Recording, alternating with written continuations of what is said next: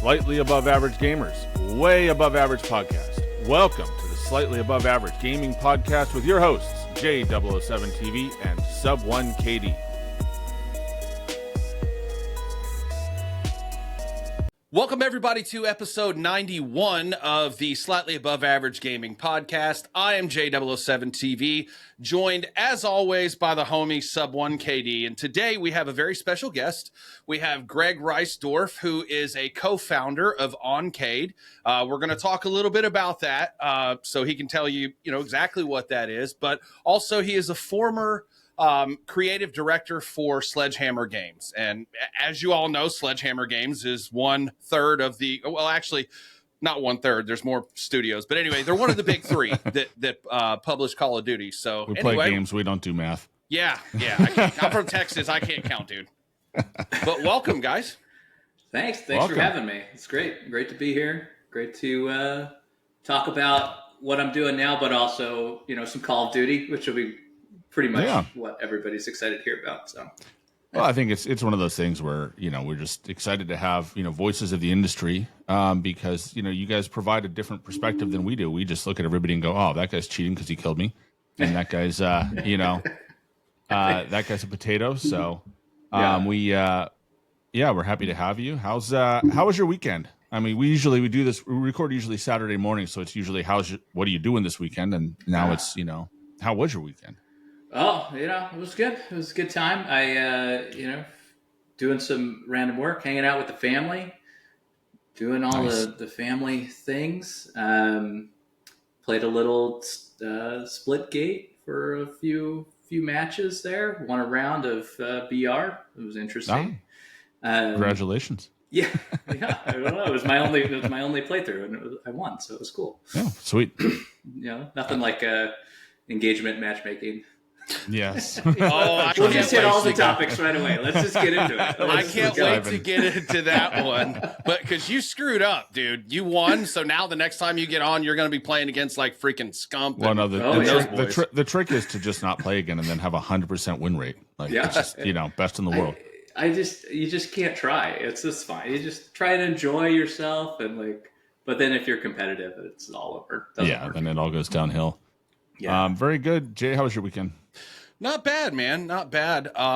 Just got a lot. I was pretty busy on Saturday, basically. My son is in the Young Marines here in Texas, so he was out at a joint reserve base, so I had to get up really early to get him there. Recorded a podcast with you, and then got a workout in, and then had to go pick him up, and then I was running till about 7:30, so from about 7 a.m. until 7:30. Then I finally got to sit down and play some games. How about you, man? Just a busy work. One of those weekends where it's like there's a lot of work to do. We've got so it's my youngest's birthday today, so we're trying to get the house ready to have people over. And it's spring, so Greg, I live on a ranch, so we've got springtime is super busy for us because everything multiplies. And so I've got a litter of puppies, I've got a litter of kittens, I've got a cow coming this week, I've got chickens coming out, everything. They're just everywhere. And it's a lot going on. So, it's rounding that up, patching holes, fixing fences, a lot of that. Crazy. Is that a working ranch? Like you actually go and sell livestock and all that kind of stuff, or you kind of more of a homestead ranch. Okay. So, we do provide, excess. We're working on bringing on extra beef cattle that we will market out. And so hopefully it'll pay for, be one of those pay for itself cycles. And then, we sell eggs. We sell, my wife has a sourdough bread business. Oh. So she makes homemade sourdough and stuff like that. Very cool. So a lot of little things. And then I'm in a master's program at the same time. So it's kind of like busy, end of term. Busy. Very cool. What's the master's for? Can I just ask you a random question? Can I interview the interviewers? Sure. Yeah. It's a back and forth. It's we're not grilling. What's the master's for? I'm really curious. It's a master's of business administration. Uh-huh. So mostly just kind of trying to reboot my career because it kind of went a little sideways in the pandemic. Mm-hmm. And then everybody's did. Yeah, well, I was in real estate for 10 years, and then the pandemic was just a disaster for, it around here in the Bay Area, it coincided with a big shift in the market and how the market reacted, like how the market operated. We had a big influx of tech-based selling, so like a lot of like help you sell, which really cut the market, and so it just got to be a mess, and so we're trying to get out of town, and had moved and pandemic, and then ended up buying this ranch and moving down here, and so it's been kind of getting that up and going and kind of getting all these different things all these different balls rolling, and now it's like, all right, time to bring in bring in some big money and fund a new tractor and stuff like that. There you go. Nice. Yeah, it's funny, Greg. When we first started our podcast, we were doing, I think our first couple episodes, we were using lapel mics on our phones, doing the Twitter space, yeah. Yeah, and then, but we had a mascot, and it was a rooster that we would always hear crowing. It was one of his roosters in the backgrounds. It just always they used to free range. Yeah. Okay. So they were just like, they'd just be everywhere. They'd be like right. So my office here is in a detached garage. And so I have like a big metal door, right? Like 5 feet over here. And they'd just be on the other side of it, like pecking on the door and crowing and making all kinds of noise. Nice. And I love your guys' setup, by the way. They're very, very man cave-esque type of thing going on. It's pretty cool. Like yeah. So this is a office, like it's a little office nook about the size of a half bathroom that this right here was an open arch that we filled in. And then we knocked out a wall in a closet that's to my right. And I come in through the closet door. Well, it's no longer a closet door. It's just my office door. So it's a very small space, but my wife got tired of me, telling kids to get effed in the living room. So she's like, yeah, we're building this out. So we built it out. We put a floor in and everything. And then, Sub One sent me the ghost here that's on the wall. I can't see him. All this other stuff. Basically, this is everything he sent me so far. Nice. Little pile of stuff. Yeah. Very cool. Yeah, well, then he did that, and I got jealous, so I just, I built this office. Nice. And so framed it out, and that was an adventure last summer. Do you get to work out of the house, or Greg, or do you go to an office? This is in my house, so this is my office. I've worked remote a couple different times. I was remote 2015 to 2018, and then I was back at Sledgehammer in office for a while, and then I moved remote out to Illinois. So I'm in Illinois right now. Oh, nice. Cool. Yeah. Cool. So let's go ahead and get in it. Can you tell us what Onkade is? Okay. Yeah, so Onkade is a startup that I've been doing right now, and it's a game. So it's community game distribution. So there's a lot of like buzzwords in that. Like, what does that mean? So community game distribution really means that we enable game studios and game developers to sell their games, game items on their own website, and off on their own. So you don't have to go put it on Steam and then sell it through Steam and lose 30% to Steam when you do that. It doesn't mean you can't be on Steam. We actually work in parallel with them, so we can sell Steam keys and everything else if you still want to be on Steam. But the cool thing we do is what we're able to do is take affiliate payments and streamline that completely. So anybody can now go to your web store and sell your items for you and make a cut. So like you guys were saying earlier about, hey, it'd be great to be able to monetize the YouTube or any of that kind of stuff. You can actually do that by selling game items if you wanted to. So you could put up a QR code. You're like, hey, I'm streaming, let's pick a game. Like I'm streaming Call of Duty. And not that they would ever care because they have all the marketing money in the world. But so you're streaming Call of Duty.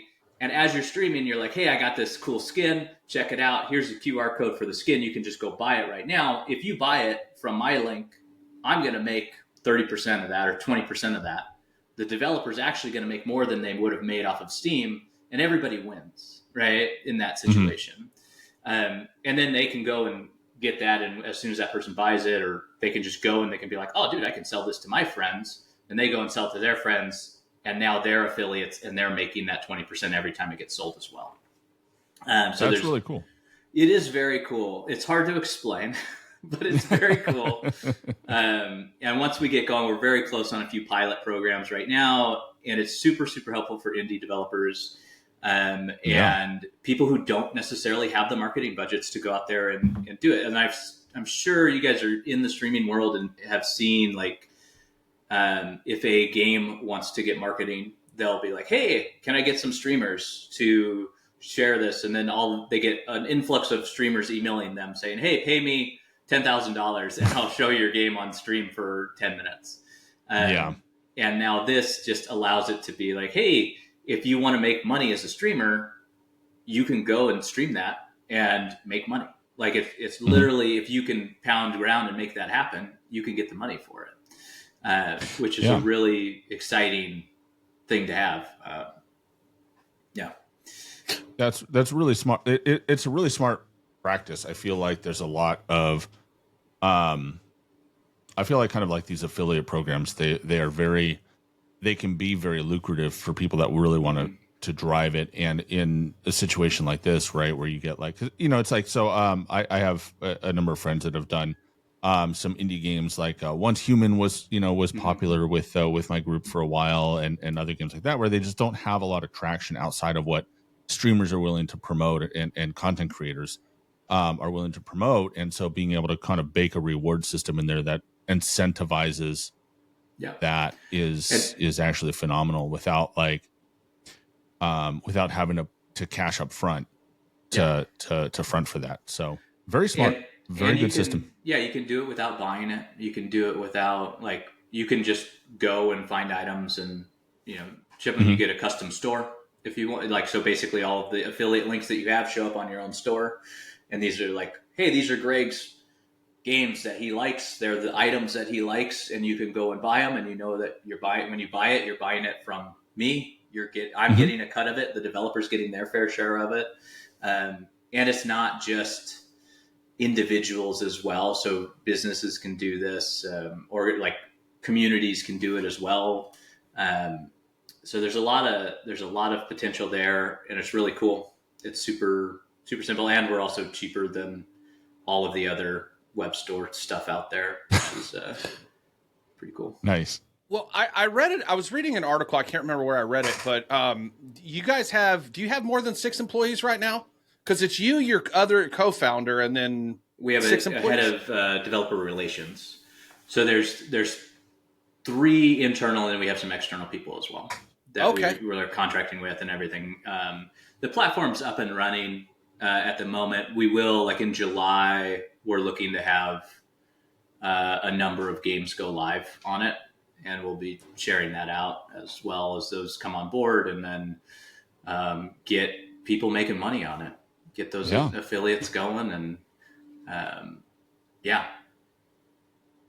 I think it's really good that you guys are kind of trying to reimagine monetization in this space, because I feel like there are a lot of very structured channels right now. It's like you have your game store, you have Steam store, right? You have like Microsoft has the Xbox bucks or whatever they're called, I forget. But it's like I feel like every other game has all of these different in-game currencies that are all unique, and they're all trying to like trap you within your own money, within your own channel. I mean, you look at the CS:GO store, right? And like the skin store there, I think they make, in my research, it was like a billion and a half dollars a year on just the transactions that are happening within that store. And that's Valve is taking like I think it's 14 or 17. Please don't like. Yeah. Somebody could fact check me later. But it's like 15 to 17% that they're taking on every transaction from the individual users, and the individual users can't even take that money out. It's all in their Steam wallet, and it stays there. Right. Which is crazy. And with this system, like eventually long-term plan is we get into those ecosystems where it's super easy for games to start up stores like the CSGO store and those types of things, where you can go and do that and then go take that money out of that and use it however you want. Yeah. And I think the important thing that we're also looking at right now is like, it's not another launcher. It's not another thing. We're, working with, Steam, and we work with Epic, and we work with those groups in order to make sure that it's not a burden on a player or whatever, because you still want to use, like, people who are using Steam to have all of their games in it and whatever. Mm-hmm. You should still be able to use that. Like, it's fine. Well, and the thing I noticed, I mean, you guys have a lot of industry credibility between yourself and then how do you pronounce your other co-founder's name? He's from EA, right? Yeah, Stavros. So what we actually worked together on 2005. So it kind of goes back into my history. 2005 is when we started. We basically started together on Godfather at EA, and we worked together there. Worked on Godfather 2 together, did a lot of monetization stuff. So I don't know if you remember the Godfather games, but one of the things that was implemented early on in the Xbox days in the Blade, so you could actually go to a vendor in Godfather at one of the places you go and talk to them. And we'd actually, if you wanted to buy like a microtransaction, which was like one of the first microtransactions on the 360, a Blade would come out during gameplay and you could buy it right there on the Blade. And that was one of the very first things. Microsoft did not like that we did that, but it was a very cool way to do it. Nice. But yeah, but we worked on that, and then we worked on Godfather 2 together. He went and worked on some other stuff. I forget what he did at the time. I worked on Dante's Inferno. And then after finishing up Dante's Inferno, I went to work at Sledgehammer, and then we both came back to work at Sledgehammer and actually started the multiplayer team at Sledgehammer 2010 while we were working on Fog of War, which was the game that was the third-person action game, which is public. I'm going to say somebody was there, and so we did that. But in that process, that's when we got moved on to Modern Warfare 3, the first one, and then Modern Warfare 3, the first one we did together. Stavros and I worked on Scorched Earth was the first level that we worked on. So if you remember that, so Scorched Earth level was in Berlin, based in Potsdam Plaza. I'm sure I'm pronouncing that wrong, but it was based on that area, and we had that big building collapse and all that kind of stuff in front of you. And if you actually land, the very intro scene, you're in the building, but after that, like, you're flying in the helicopters, you land on top of a building. The building that you land on top of, and in the intro video, it's the Reisdorf building. So they put Reisdorf up at the top of the building, which was very cool. It's huge. I didn't know that they were doing it. One of the artists was like, "Oh, dude, I put your name on the building." I'm like, "What do you mean you put my name on the building?" It's like, "Oh yeah, look at this." It's like, "Oh, that's awesome," and it was just huge because you're behind it most of the time, so you don't really see it. Which was cool. And then the narrative director at the time, they were imagining the beginning of it, and like the story. The story was very late in that game, and we actually had the level before the story existed. But they were taking shots and trying to figure out what the story was. And when they were cutting the intro video, they took screenshots of the Reisdorf building. And so now the president's daughter, who is trapped in the building that you're trying to get to, references the Reisdorf building and all that kind of stuff in the very intro cinematic, which is very, very cool. So you're just embedded in that game now. I'm just embedded in there. I'm also, you could probably shoot me a couple times too, as like NPCs and stuff. So that's always a fun one. Nice. Yeah. So we did that level together, and then we did we basically did the E3 level in like 6 weeks. Which was not the entire level, but the sub portion of the combat and stuff. If you remember the Modern Warfare 3 E3 level, they're going in, they're in New York. You go in this, whatever, the underwater portion, you come up, you get on the sub, you go down into the sub, clear the sub out. You launch the missiles. I forget why the missiles launch. something happens that you get out. Oh, you launch the missiles at the other boats, at the Russian boats in the harbor. You get out and you haul ass through the Zodiac and all the other stuff. Yeah, it's this game right here. That was a really cool mission. I actually remember that mission to a degree. So so we did all of the sub and stuff in that one. Nice. That must be fun. So you were creative director at that time? No, at that time I was just a lowly senior designer. Senior designer. Okay. Yeah, and then we went and worked. After that, we started. So basically, there's this weird sort of lull after each game, where you're not supposed to have a lull. You should know what the hell you're working on before that. Like any actual business or anything like that. There's a little bit of like, oh, what are we doing? And so in this moment in time, like Stavros and I were like, we're doing multiplayer. Fuck it, man. Like, we're just going to do this thing.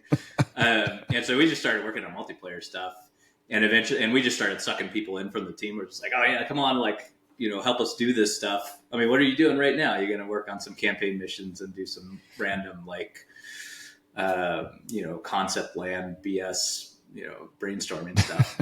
And so it's, so we started doing that, and it just kind of like became a thing. We're like, hey, we gotta get playtests, we gotta get builds, we gotta get, starting from the ground up and really grassroots within the studio. And we built that out, and then we found out we were doing AW, and we just went through that, and that's where he was the lead designer on AW. And then, eventually it took a couple of years to get there, but then it was lead designer, and then it was off to the races after that. And then at the end of World War II, I was the creative director for that in the live season and stuff. Yeah. And when and was World War II your last game, or how long? What was your last game with Sledge? A year ago, Modern Warfare 3. So it was the last Modern Warfare 3. I don't know, 6 months ago I stopped there. And so it was all of the live season for Modern Warfare 3. So if you like all of the things for Modern Warfare 3, pretty much. So go ahead. So I actually come from a tech background. So I was in, before I did real estate, I was in the tech industry. So I totally get that lull where it's like you ship that one thing that you were working on, and it's like the next thing's not there yet. So you're like, what trouble can I get into? Mm-hmm. So I was laughing in my head. I'm like, yeah, I know exactly where he was at with that. And like, let's just fiddle with this for a minute and see what happens. Yeah. So that sounds like that worked out really well. Yeah, no, it worked out great. And so the interesting part with he and I, when we were like through our entire careers for those 10 years, because he left at some point during AW to do Fang stuff. And you go make a lot more money doing Fang stuff. And so like when we were concepting everything, when we were going through everything, that initial like time we were doing multiplayer and all of that, like we're always 6 months ahead of everybody else, or always a year ahead of everybody else, and trying to convince people like, hey, in 6 months, this is where we're going to be. We need this stuff. We need to be able to do this. And then it's just like constant fighting. And then you get 6 months down the road, you didn't do anything. And they're like, oh, we should really do that. It's like, yes, we should really do that. And so it's just one of those things. And like, as we're, kind of I was wrapping up Modern Warfare 3 in the live season, and he was doing some cool stuff. And we were just talking about like, oh man, this is really where it's headed. We can do this cool, payment stuff and do it so much cheaper and so much more efficiently. And we can really make a difference here within the game industry and within live ops itself, and how games go to market. And it was just exciting to be able to do that, and then just be like, all right, yeah, let's go do it and make the choice and go after it, which it's been actually 6 months to the day since I quit. And I haven't looked back since. It's been great. That's awesome. Yeah. Yeah. It's, I have to commend you, because the live service on MW3 was probably the best I've ever seen. And I started playing Call of Duty and Call of Duty 1 Right. back, many moons, before I had as much gray as I do now. So I've seen this progression, and I can't for the life of me express how much fun it was to just unlock something like every week and then, get that camo. You do it for what, like the whole season. You get that seasonal camo, you get all of these things that, like, there was always no matter what the state of the game was, there was always a reason to get on and grind the game. There was always a reason to play, and it felt rewarding to do so. And that, is, being able to do that in a way that feels pretty organic, right? That doesn't feel like, we're gonna make dangle things that are just so far out of reach that you just have to grind for it, versus, this system that you guys came up with, which I think was, I wish more games took that model as standard, to be honest. That's awesome. Thank you. Yeah, and Modern Warfare 3 actually is what made me become a fan of Sledgehammer, actually. This last Modern Warfare 3, because I liked World War II. That was probably before this last Modern Warfare 3 was my favorite Sledgehammer game. I didn't get to play AW that long because my friend group, who are all around my age, they're like, wall running and all that. They all quit on me, and trying to play that for a month by myself, I was just like, I'm out. I didn't hate the game, but I had nobody to play it with. So I didn't really play it that much. And then I played, World War II. That was a really fun game. I think that out of that and Vanguard, it was my favorite World War II game. I was going to give you a hard time for not having an M1 carbine in Vanguard, man. What's up with that, dude? Was there not? No. Come on. I promise. There was no M1 carbine. We had the full auto M2 in during the live season. There's no. All right. I don't know. I'll have to go back and look. That seems odd that we wouldn't have the carbine in there. I think you had the M1 Garand, but not the carbine. We did have the Garand, and we probably didn't do the semi-auto carbine. We just went with the M2 because no one uses semi-autos. See, that was my jam. That was the gun I used in World War II. That was my favorite gun. Okay. Yeah. So, but yeah, and then with what you guys did with Modern Warfare 3, I feel like y'all are the ones that got the franchise back on track and build up like a lot of goodwill, because we had conversations with Chad of Duty about that, and just how it seemed like, and you can confirm this, but your cycle was a lot different and shorter than some of the other studios on some of the other projects they were working. Is that accurate? Can you say that? Yeah, I think I was working on Vanguard until when did Vanguard came out in 2021? And Modern Warfare 3 came out in 2023. What's that? 2 year difference? Sounds about right. Yeah, because MW2 was in between. Yeah, and then there was a live season that we worked on, and I worked on up to season 2 in the live season of Vanguard. Trying to think of season 3. I don't remember season 3, so I probably didn't work on it. I don't know. What was season 3? I know season 2 was we did Arms Race, which was the big thing for Vanguard season 2, and I don't remember what season 3 was. Was season 3 the Fortune's Keep? Mayhem and Sphere. Fortune's Keep was...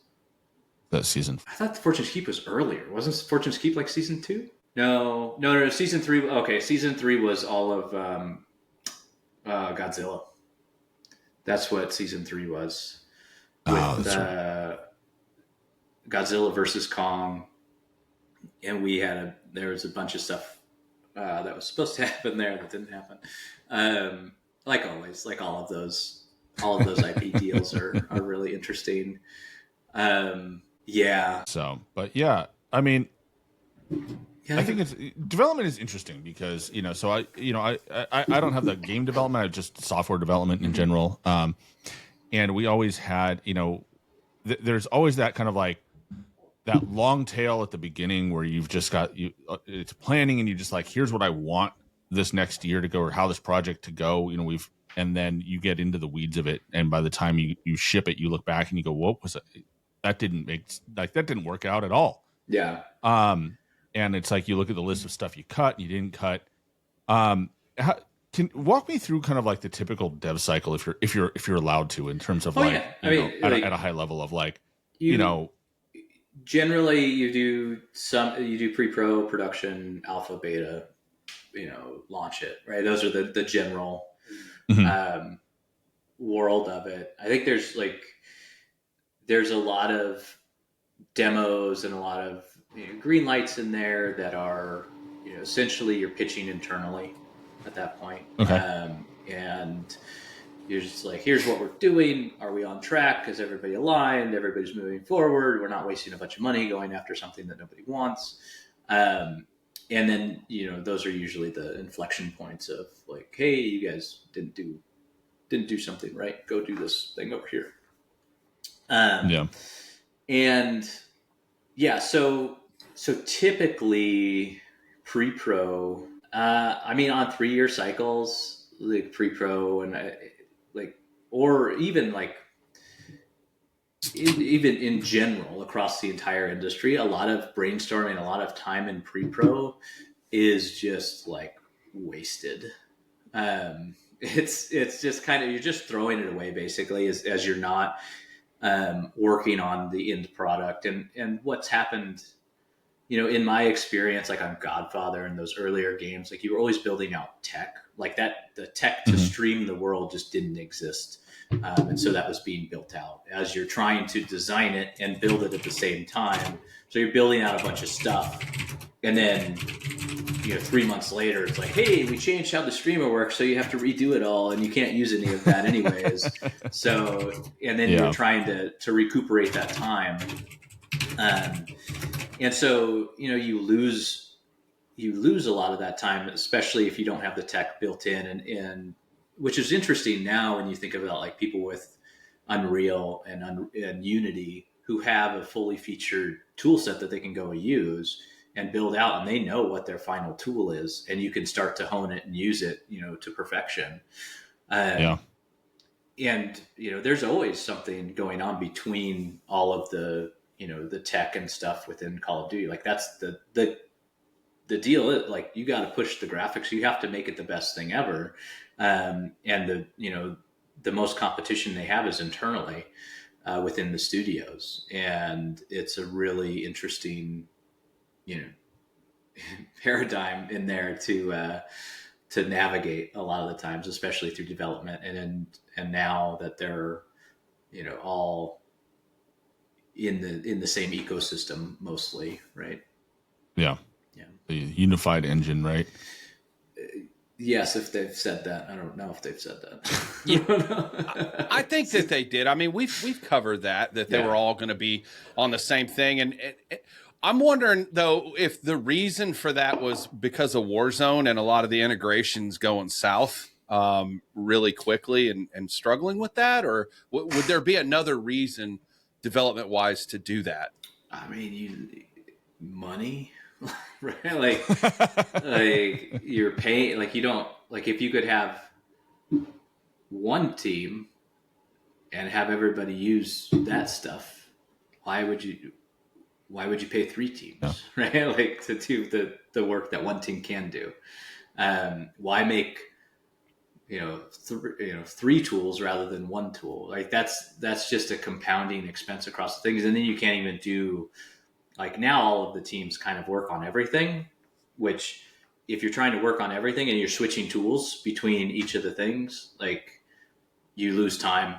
You can't just hop between games. You can't just, jump on a different game and go finish out a level, or jump on this and do that. And it's funny because it's interesting to me when I see like people talking about what studios are better than what studio and all that kind of stuff, because they're not the same studios. Like there's no, like the same people aren't there, and they're just like magical entities at this moment that seem like they kind of have their own personality, but really like by trying to separate them and pit them against each other, you're actually falling for the bigger kind of plot point, which is the the umbrella corporation really make it, pulling the strings and puppeteering and everything. Yeah. How much time do you guys spend? Like when I was in tech, when we had a big project coming up, right, there would be sometimes months of just literally just meetings and discussion and whiteboards. Yeah. So many whiteboards. We went through so many whiteboard markers just trying to figure out like what we wanted it to look like at the end of the day, and like who's it for and why were we doing it, and like all of these questions. Yeah. And then, and we'd kind of like we'd almost like design the whole thing on paper before we ever like put one line of code together. Yep. Yeah. Do you guys, is that process, there? That is very studio dependent. I'm positive. Like, and the way that I did it, I have two kind of concepts around design. Like, so there's theory design, and then there's, implementation design, and there's like get it done design. And so it's, theory design is like, well, why would we have jump in the game? Why should you be able to ADS? Why should you be able to, do these things, which is interesting, right? And it's all great in theory, and you can talk about it, you can write papers on it, you can fill out, many Confluence pages of, your thoughts. And then there's the other side of it, which is, well, we have to get it done and we need it to be fun. So what are the exploits that happen when we jump, right? Like 90% of the reason why we didn't have, jump in Godfather was like, the reason I was told was, because mobsters don't jump. It was like, well, yeah, but we're literally competing with GTA, right? Like we're literally trying to compete with GTA, and we're not going to put jump in the game. It's like, well, it would cause too many bugs because we're already through all of this, and now you just can't jump anywhere. It's like, well, cool. That's great, but that's a huge like component of the game that just doesn't work. Like what do you do when you go to a rooftop? Oh, you have to walk all the way down the stairs. It's like, well, why? Okay, so we're not going to put rooftops anywhere. We're not going to put stairs anywhere. We just took out an entire, chunk of the game because this feature wasn't there, because it was just designed around the theory that this is how the world works in our space. Mm-hmm. And then in Call of Duty, it's like, well, you need to be playtesting every day. Playtest. And if you don't have a team at a playtest, you're failing. And those are the playtests where it's the feedback and the meetings that need to be happening.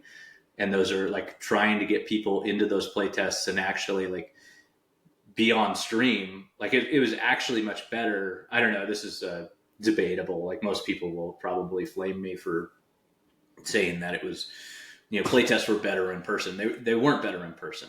Playtests were horrible in person because people would be playing and then they just go off and they go back to their wherever. You couldn't see what they were doing. You would have to walk around. You could watch them, which was cool. Mm-hmm. You would go and watch them. But streaming playtests with the team on whatever we used, I forget what we used now. I guess it would have been Teams at the end, or Zoom. We just get a Zoom call going and just everybody's playing, everybody's streaming your version of the game, and you can see what everybody else is seeing, and you're playing for an hour every day, and you're just talking like actual players, and be like, this sucks. Like, what the fuck is this? Like, why is this piece of collision here? Why is this thing here? Why can't I do this? Oh, what would be cool? It'd be cool if I could jump 10 stories in the air and then slam back down and grab you by the throat and rip it out. Like, that'd be awesome. It's like, okay, cool. Let's go do that. And like, that's like 90% of our life season and how we built it. Cause we had to be quick and we had to be able to, just generate cool ideas and, execute on them. And it was just doing, and it was just like, okay, let's go. That sounds cool. Sounds good enough. Let's go make it and then get it done and iterate on it. I think one of the Juggermosh mode, I don't know if you guys played that or not, it was one of the hardest modes to make. And it was literally, just bullet sponge characters from Why can't I think of Juggernauts from what was that? Warhammer. Was that Warhammer? Warhammer, yeah. Thank you. But it was a really simple idea, and it was horrible at first. It was absolutely horrible, and then we just iterated through it and made it, somewhat passable. And at the end, it was kind of fun, and people liked it. And it was just enough change to be interesting, and not enough to throw people completely for a loop. Yeah, that was a really interesting mode. It was different. It was very different than most of the core multiplayer modes that you run into. And so that kind of creative freedom. So, I'm trying to phrase it so you can answer it without maybe getting in trouble with your former overlords. But it feels like, the studios push one way, and then Activision corporate kind of pushes, or corporate overlords from generic company, kind of maybe pulls the strings or pushes for something that they want for some reason, usually money. Yeah, I mean, there's no the devs want money too. I don't know. Well, yeah, no one's doing it for free, right? Exactly. Nobody's doing it for free. It's a job, but they're very passionate about it, right? Everybody's super passionate about it. It's always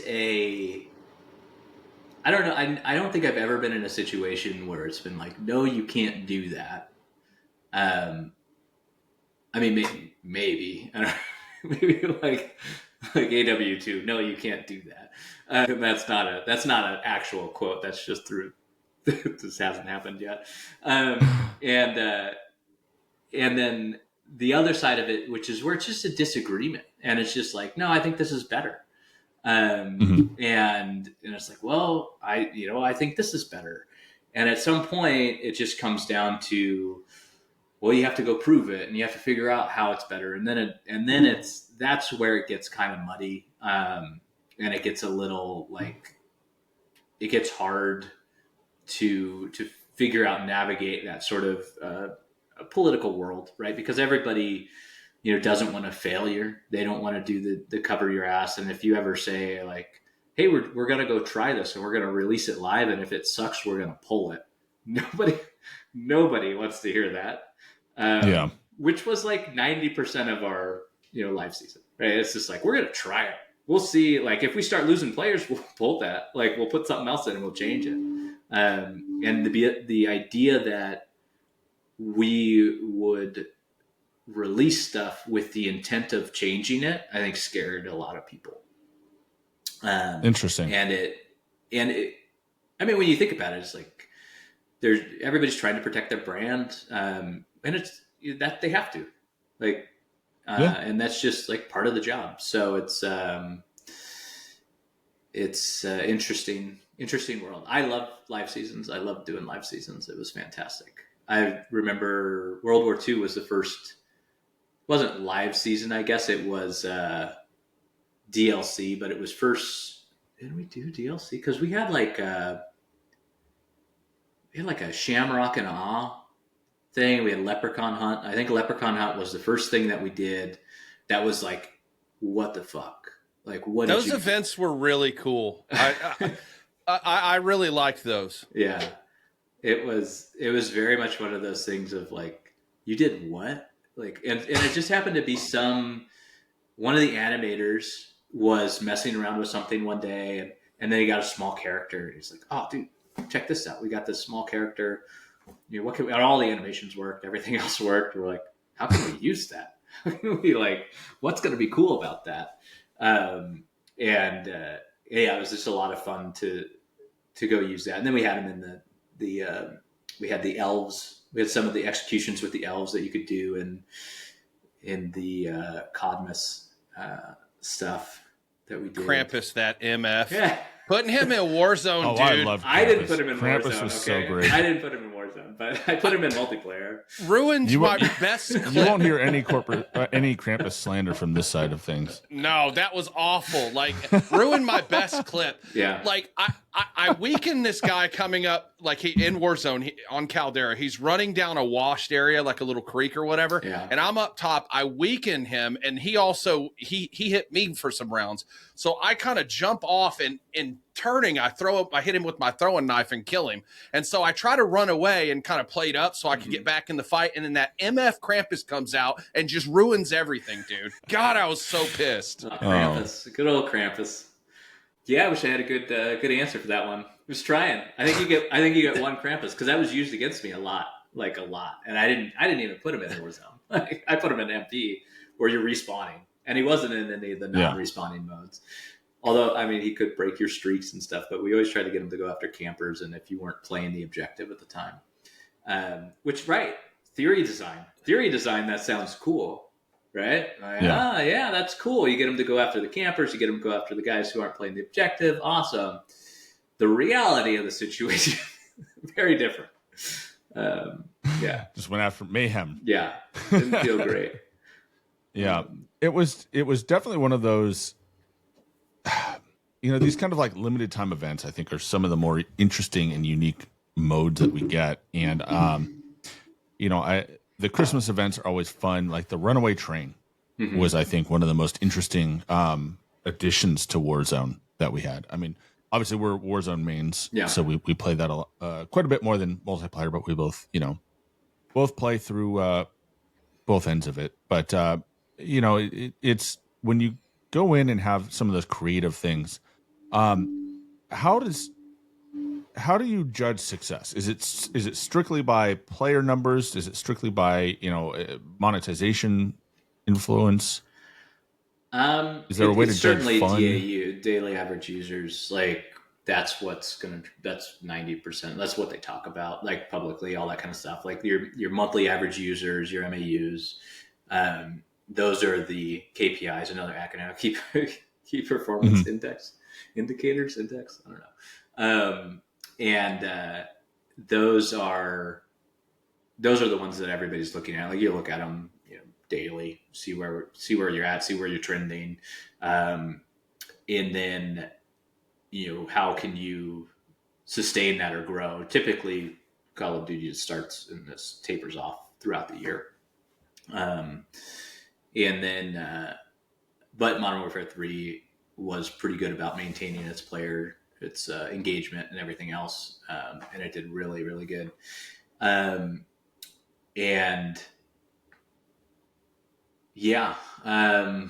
Sorry, what was the original question? What do you care about? It's the DAUs, getting players to come back, churn rates. What's your 7-day churn? What's your 14-day churn? That kind of stuff. It's also just kind of reach. There's social impressions, all that kind of stuff that you're looking at. How often do you guys how well do you monitor social media? Because we always hear the conflicting sides of the echo chamber that is Twitter and Reddit. I can guarantee you somebody's going to watch this and they'll be looking at it and they'll be ready to email my old boss about it. But also like a lot of the devs just keep track of it all. Like there's the official monitoring and all that kind of stuff that happens. But it's usually like a roll up. It's, most of the time the devs know days, like seconds after something's posted or somebody has a problem with something. And I think we did a really good job in World War III about, doing that and being on top of all of that and knowing like, hey, we're going to get like day one, we come out, we're fucked, right? How are we going to get in there and make sure that we're not fucked? And we started planning that out and started doing dry runs like months before we launched. What was it last year? It was around Christmas time. And I'm thinking in terms of Warzone, but I think there was like some revolvers with snake shots that were like breaking the game, and they fixed it over break. Was fixed in less than 24 hours. That I was extremely impressed because I mean, for Warzone, they more or less have a history of letting broken shit stay in the game for a few days minimum. And so like that was just impressive how fast that was taken care of and how communicative you guys were on social media about it. And that's looking at Twitter and looking at like that's the team that cares, looking at everything that's going on and then having the agency to go and fix it. and the agency to go in and be like, this is my shit. I care about this. I'm going to go handle it. And then, you know, a lot of it's being able to enable that, right? I certainly didn't go in there and fix that stuff. I certainly kicked chairs to make it happen, you know, early on, but then it just starts happening naturally after so long. And people that care are in there, and the Sledgehammer team really, really cares about what they're doing. And I think that what I miss the most about not being there is the team. Like, I really, really enjoyed that team and working with them. And like, they're great at this moment. They're going to continue to be great. I don't think they've lost anybody from that team, except for me. But that'll be fun. And yeah, it's and once we got through that, I think it's usually because we're like Vanguard like died season 2, season 1. We pushed it, right? Like, we pushed out season 2 at some point because season 1 there were so many issues with season 1. Yeah. So what I said on Modern Warfare 3, what we did planning months before, we basically did the opposite on Vanguard. So there are a lot of we just don't talk. First rule of Vanguard is don't talk about Vanguard. That's how we look at that season. I think a lot of the players, myself included, were just kind of worn out a little bit on the World War II stuff, you know, and wanting something more like modern and current. But the other World War II game, World War II, what you guys did with that HQ, even though some of it was broken, it was a really cool concept, man. Yeah, it was a cool. I fought the studio head at the time about it. He was very excited to do it because he wanted something like the tower from Destiny, and it took some convincing to get there. I think what we executed on was okay, was decent. It fell, it it came in super hot, and then didn't really work day 1, day 2, and then it got replaced by the what was it? The static or hub light is what we called it. We called it the hub. I forget what we call it, HQ. Internally, it was called like the hub, live lobby. I forget what that was. Oh, so the light version was just a firing range, right? And then it was like all the cool stuff in the firing range that you could do and all of that, but we just missed out on some of the others, like the lower portion and all of that, like the 1v1, which was cool. I don't know how many people actually remember the 1v1 that existed. I do, but it was a lot of fun. The one thing I wanted out of that I think you guys advertised, unless I'm tweaking here, was being able to like do custom paints and skins and stuff like that. Like, I thought there was like a paint shop in there too. I could be wrong about that. There was, but I don't know that it ever worked. It was actually, I think it was called Gunsmith at the time. I want to look it up right now, but I'm afraid I'll screw up the stream or something if I go looking up stuff. Yeah, it was an emblem editor and paint shop, and your emblems showed up on your character, and your emblem showed up on your gun if you street your gun. That was a really cool, system. I mean, those were we had machine learning algorithms to make sure that the not a hot dog machine learning algorithms. No, anybody watch Silicon Valley? No? Okay. Never mind. Not for a while. But basically the swastikas were the emblems that everybody had, right? And so we go and like filter for those and do all of that, which is a joy. It's fucking player base, dude. Oh my God. Yeah. You can't trust us with anything. That user generated stuff. I mean, that's the value of that it was a lot of work to make that. And yeah, it was, even though we had it on AW, didn't we? No, we didn't. No, we did. We did have it on AW. So I don't know, but it's just like you have so much time and that tech debt builds up and you're just not able to just carry one feature over from one game to the next game. And it just makes some of that stuff like super, super difficult to invest in again, especially when you know it's not going to work. Like clans, we spent so much time on clans in Vanguard, and probably nobody even knows they exist. And we had clan leveling, clan emblem, like clan rewards that you could get, all of that stuff, and just nothing. MW 2019 had something similar to that, where within the app there was like, like challenges and things that you were supposed to try and do as a randomly built group or clan or something. I forget what it was, and it was kind of weird. It was always like a weird page on the app. On the app, like a mobile app? On the mobile app, the COD, the companion app or whatever it was. So they had a whole system there, and it kind of like it stopped. That app slowly stopped working as you get further along until MW2, when it just died completely. Yeah. Although it still feeds sometimes. Like I'll pull it up and it'll still feed game information from my friends playing. Yeah, those are always like another party, like a third party that'll make those, or like some other thing off there. They're not the dev. Usually the dev teams have nothing to say to them or talk to them.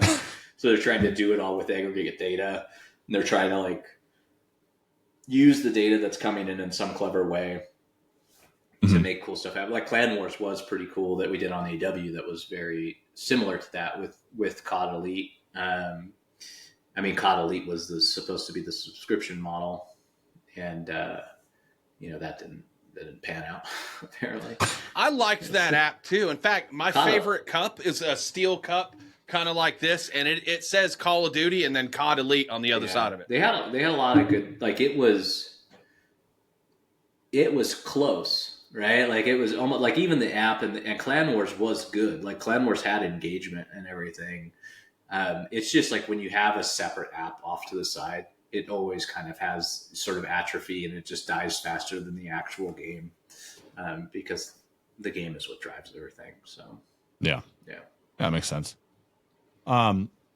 So I know we kind of touched on it a little bit with the especially MW3 with the earnable camos and everything, but like I'm looking at you mentioned you played Splitgate, and so I've been kind of keeping tabs on this saga now of their MTX philosophies and their process, and taking shots at other franchises, and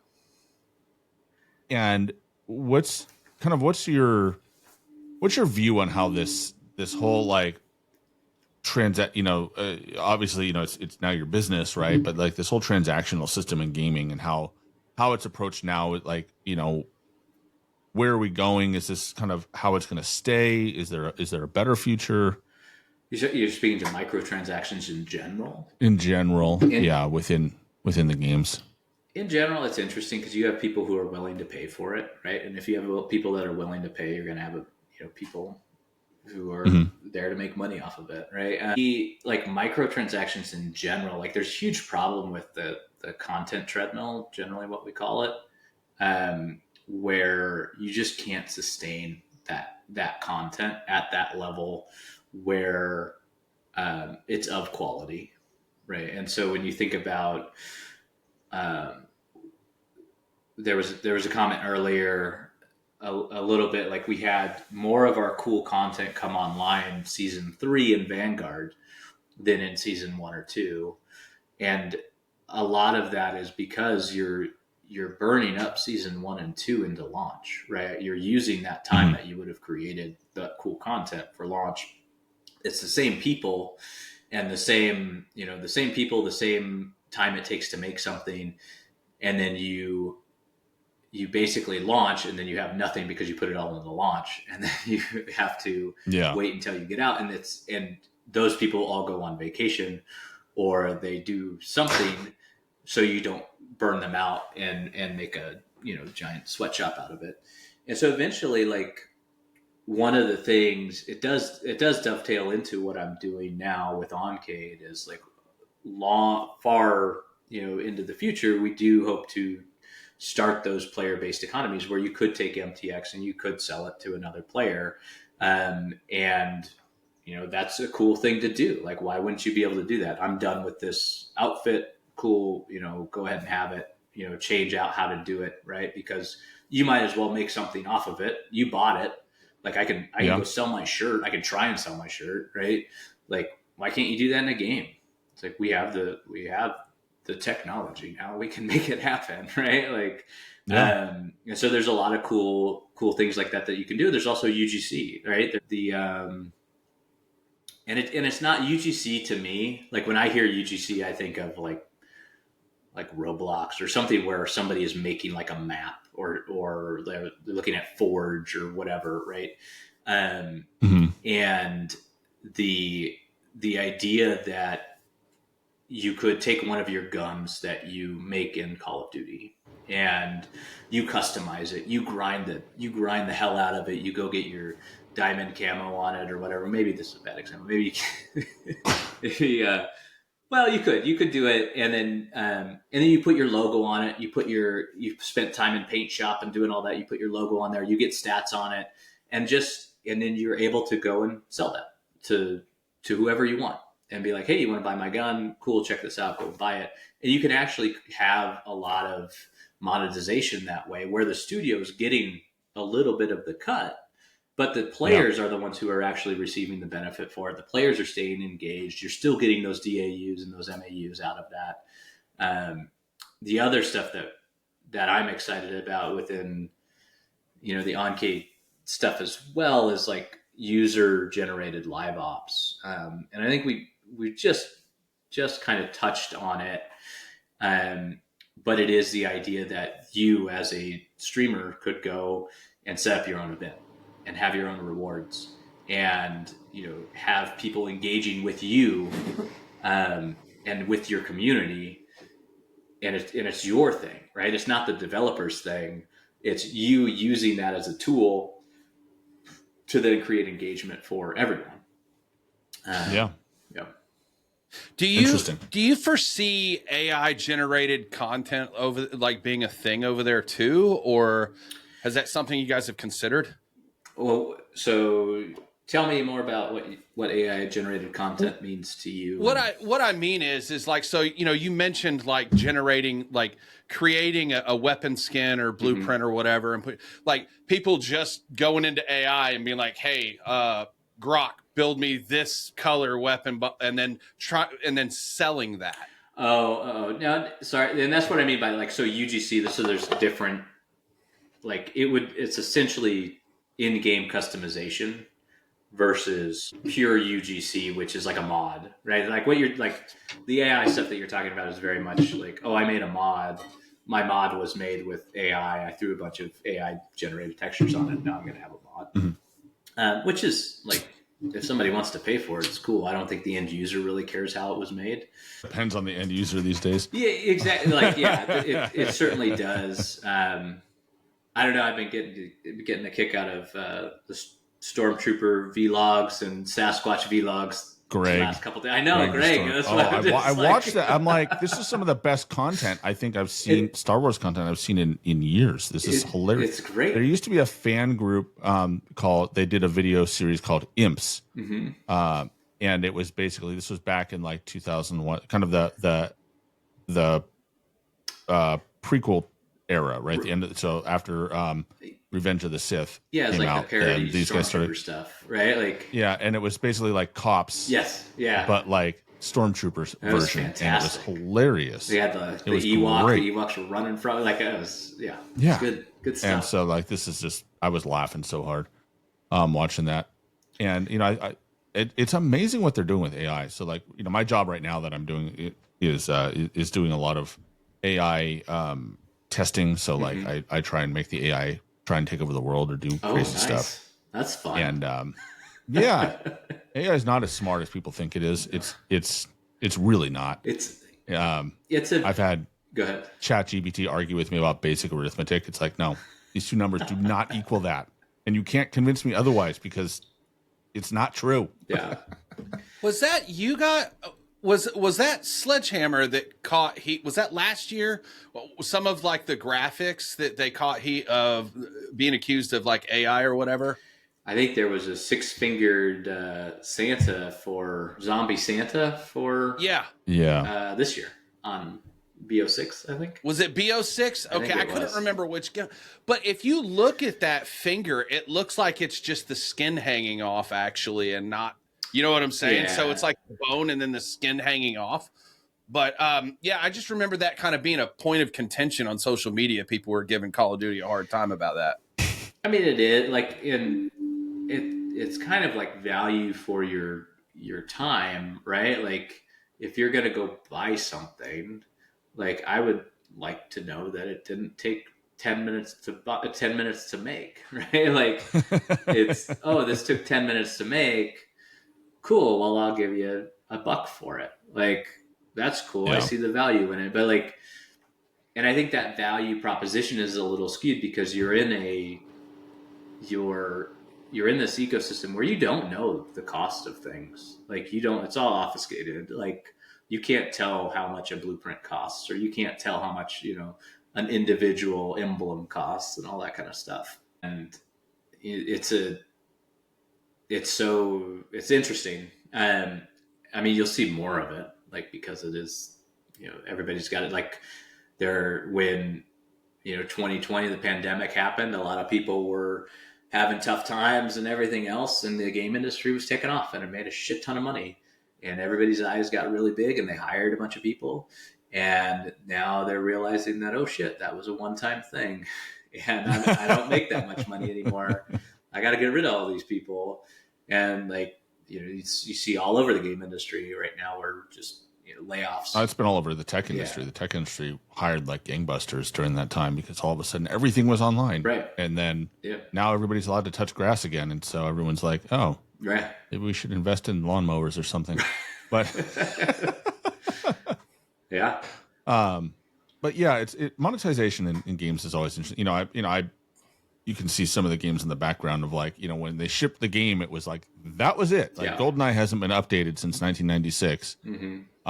And it's the same game that I remember playing for that reason. And I think we're in a very different world now. Oh yeah. And, there's a lot of us with the old expectations of how games work that aren't, I'm not saying they're not compatible, but we're just in a different era now of how, like live service and how these things, work. And I think it feels like you guys are still kind of figuring it out of like, how are we going to how is live service going to evolve over time? So it's not. Oh, for sure. Like, I don't think anybody has it figured out yet. And like the biggest takeaway I have, like, I think people spend way too much time like thinking about things and not just executing on them and getting them out there. Because you get to see your failures right away and you can change what you're doing. With all, like, I'm talking to a lot of indie developers, and also like in my initial like thoughts was like, oh, I'm going to go do a game and all this other stuff. And it's like, you can't, in today's world, you can't spend 3 years in a black box making a game, because the world will leave you behind and you will come out of your black box and you'll be like, where is this? Oh my God, what's this world? And it'll be completely different. And that's like 90% of why, like, the first year, like, outside of, you're spitballing ideas and trying to brainstorm stuff or whatever.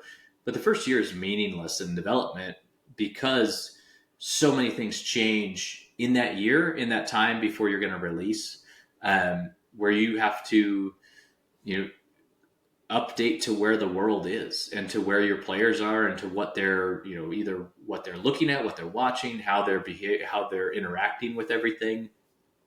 So there's a lot to keep in mind. It's like, if you were to do something right now, you should basically be pitching it as quickly as you can, as publicly as you can, getting as many eyeballs on it and getting people either behind it and excited about it and build that community. And if they're not excited about it and building that community, then you throw it away and you start something new. And I think I had a comment not too long ago where it's like, you can tell a map, and it's crazy. I counted all the maps I've worked on and all the maps that I've directed, and it's over 100 and some maps that have shipped in Call of Duty. And in that experience, in testing all those, and there's probably another 100, 200 that didn't ship. Out of all of those, like, you can tell Like, it's very easy to tell what's a good map and what's not within the first playtest, within the second playtest at the most. And like, you're just like, play it, cool, awesome, looks great, let's ship it, let's go, like, let's finish it up, we'll put some, spit and polish on it and wrap it up and go to a next one. But if you sit on it and you try and you spin and you spin and you spin, and you're like, I'm going to make this better. No, I'm really going to make it better. I can totally make this better. And then you're on the 10th play test and everybody's telling you the same shit. You're just like, dude, this isn't good. Can't polish it. You can't polish it too. No, it's still shit. Yeah, you can only polish shit so much. So it's the same with just general ideas as well. And that's, I think, why our live season in Modern Warfare 3 also succeeded in a lot of ways, is because we went through a lot of ideas quickly and we put them out there. And for every one that worked, there were 2 that didn't work, right? There were 2 that, like, we had everything or nothing as a playlist. Like, that was an old mode. And trying to get it to work, and it just sucked. Like, it's just like, why did we release this? And we put it out there to see what it was like, and it was okay. Yeah. I'm trying to think of the other ones that just didn't go anywhere. Like, but it, at some point, then it just became like, oh, there's variety, and I get to try different things. Yeah. So it's cool. Yeah. Well, I mean, so it's like, Modern Warfare 2 has become this, like, in 2000, the last one that we had has become kind of like the flashpoint of conversation. The lightning rod, we'll call it. Yeah. And it feels to me like, having, done tech development, having kind of seen some of this process, that it feels like they very much, like, black boxed how they expected the world to want to play the game. Mm-hmm. And then it got out there and a lot of people were not happy with that. And it just feels like that was kind of like a different mindset than you guys took with MW3. Yeah, the mindset was kind of give the people what they want with MW3. And there's a lot of, like, internally I was accused of pandering and, what was the other word that was used? It was it was meant to be insulting, but it was like, I thought it was great. I was like, pandering? What are you talking about? That seems like, that's like product market fit, man. Like, we're giving the customer, we're literally giving the customer. If you were in any other industry and you're like, no, you don't want that, you want this thing, be like, what are you talking about? It's like, you're going to give me more, you're going to give money for this service. Fuck yeah, here's your service. Here, let me give it to you. What do you want? Like, what else do you want? That's great.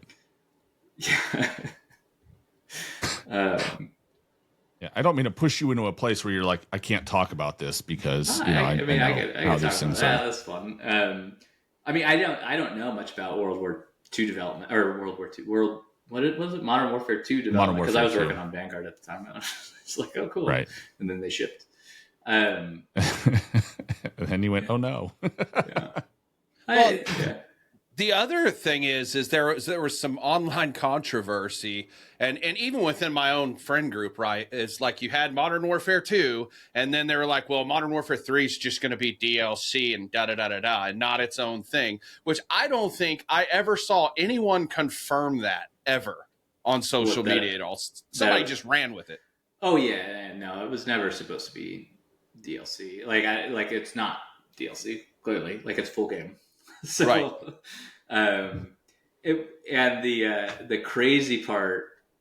So the crazy part in general about the value proposition of Call of Duty, like, when you think about, like, Call of Duty and what you're paying for when you go and buy it, even if you pay for it, there's a free, like, it was crazy to me. Slipgate's free. Slipgate? Is it Splitgate? It's free. Splitgate. Yeah. Oh, they're doing all this. Like, but Warzone's free, dude. Like, you can go and get it. Like, the most played mode in the thing is free.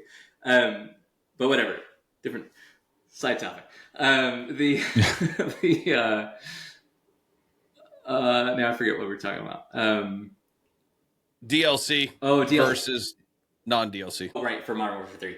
Yeah, it's interesting because you think about it. You have the opportunity to take the most beloved maps in the entire franchise, right? the entire game. Like they did tons and tons of research and everything else. And you're like, what are the best? Like Modern Warfare 2 maps are the most iconic maps. The OG maps, right?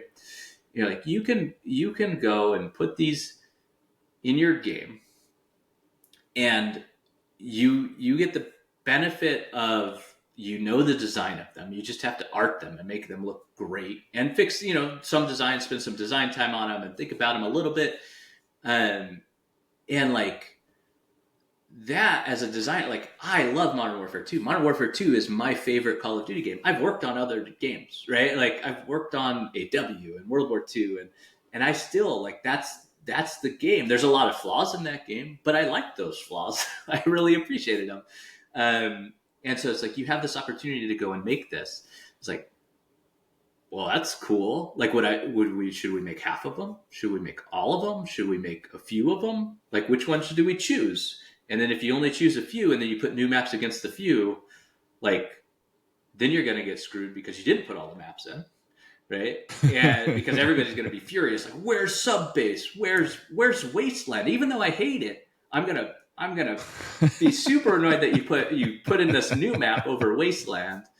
And so it was a great opportunity to package it all up and make it a nice cohesive whole and put it for launch, and then spend that time that we had extra before we had extra time, but before with on the design side, building new maps and building maps that fit within that vibe that the Modern Warfare 2 maps had. And that was a lot of fun to build those maps. Like we had, like Meat was awesome. Stash House Meat was a lot of fun. Rio was Stash awesome. House was fun. So I played Meat. I knew first time through. Rio I knew the first time through. Even like just a sidebar with a designer showing me a map, and he's like, "Oh, I've been working on this map." I'm like, "Dude, let's go. Let's just put that in right now." Stash House was instant. Knew it was a thing. What was the other one in season 1? Do I not remember that one? Season 1 had Meat, Rio. I don't know what it was. Must not have been that good. Just kidding. They were all good. It was probably another small map. Yeah, it was. Now I can't we had remember the Terminus what it was stuff there too. Ah, that was cool. The Terminus stuff was awesome. That was a side project. It wasn't even a side project. It was. Wasn't it Shipment? Was it Shipment? No. Jesus, that map. Rust shipped with the game. Yeah, Rust was shipped. Terminal was launch, I think. It wouldn't have been Shipment because that would have been that came a remake. That was not there at launch. I think we launched Shipment like sometime in that we did it for Christmas. We did Shipment. Yeah, because Shipmas. Wasn't that a mode, Shipmas? Like, you know what map you launched that I thought was fantastic, and it was a Vanguard map first, I think. It was the Grow House map. DOS House. Oh, DOS House. Yes, DOS House. I like DOS House, and I really like I liked it in Vanguard, and then you put it on top of the skyscraper in MW3, and it was. Yeah. I thought it was phenomenal. Yeah. I thought it was really well done. It was good. So DOS House, Grease, and Meat, all by the same designer. So Stan made all those 3 maps, which he did a fantastic job. Also made Red Star. Also made. What else did he make? Oh, Hotel Royale in Vanguard. One of our best map designers. Did a lot of maps. What else? He made a bunch in World War II as well. Trying to think of what was the other ones in season 1. So Meat, Grease, he made, and then the other one was. How do I forget all these maps? Wait, it's like I'm an old man. When you have as many maps under your belt as you do, trying to keep them all straight is probably not. Yeah, you got to get the note cards. Yeah, I do. I need that. I should have the cheat sheet in front of you. But yeah, those were good. And then we had Hangover, and we had Shipmas in the Christmas stuff, which was fun. Hangover was awesome. The music and the it was supposed to be the office party that had gone wrong during the Christmas office party. A lot of fun. Oh, Rio was UK designer who did that one. That was a cool map, though. I liked that map. Which one, Rio? Yeah. Rio was good. Rio had some long, nice lanes on it, very clear lanes. I don't know. I'm not speaking the Warzone language at the moment, which is no, you're fine. But I've got 8 days in multiplayer, so like in this okay. time. We've played. We play a shitload of multiplayer. I camo grind, so I've got masteries and all that. So we've put our hours in. It's not like we haven't. It's not like we don't play the mode. Yeah.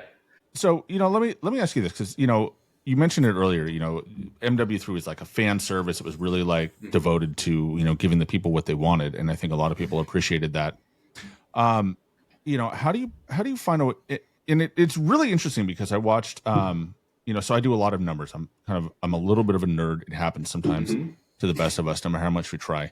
But so there was a game informant, something like that. I forget. They basically put out numbers that they'd gathered of like player numbers and from the last 3 years of Call of Duty in comparing November to March. And I can't remember what the company it was, but they basically said MW2 had like 32 million at launch or in November, and then MAUs in November, and then by March they were down to like 22, and then MW or BO6 was like 36 million. They said, and then it was like 20 million by March.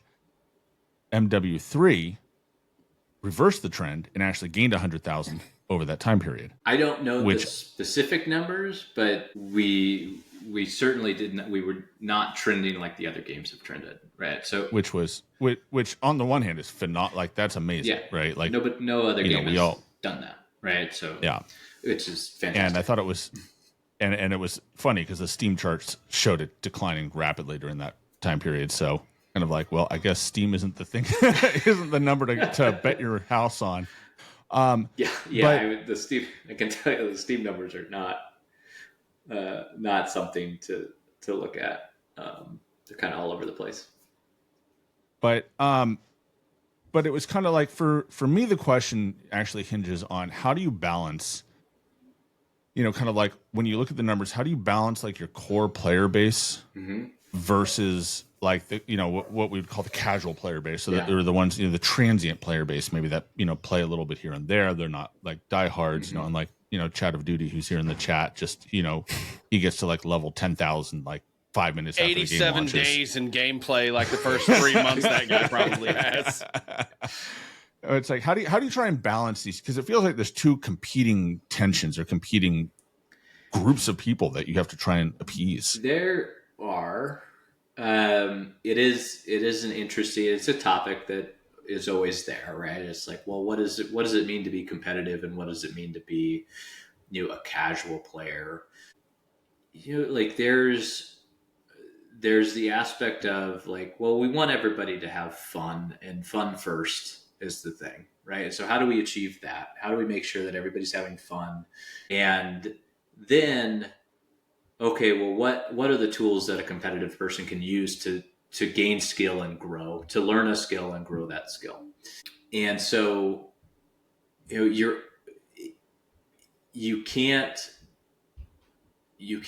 go from a casual game to a competitive game, if that makes sense.